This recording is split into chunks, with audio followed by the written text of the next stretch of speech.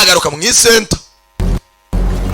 Nta karitsiye kabone nubwo yaba idafite abaturage yabura agasantere. Aza mu gasenca kaho hafi mu isantere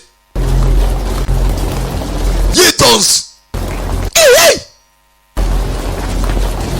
Rebye neza baturage ziragenda matwari kuri arareha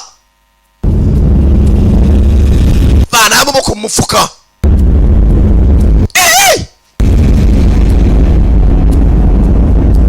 Kureba neza hakurya hari akagabo gahagaze nitegereza Tosilo amureba nyuma ye bayimushyiraho.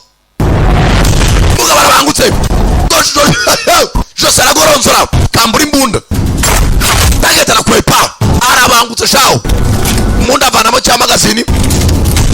Sasa ari kuramo nyaga igice cyo hejuru nayo yarayitanye sigana magazini agenda ayipangura amasasu.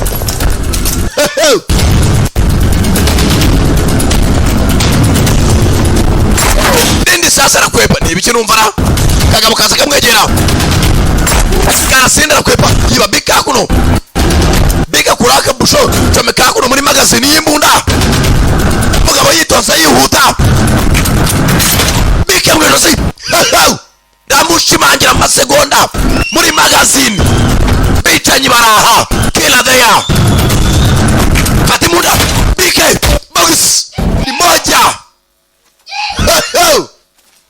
Baise reborn yitonze yewe arapfuye cyangwa umeze neza nyakuba. Abaturage bavumbuye ko umugabo yapfuye bamwishe yarenze kare kumbe harundi warebaga hafa somebody there. Bicanyi zibangutse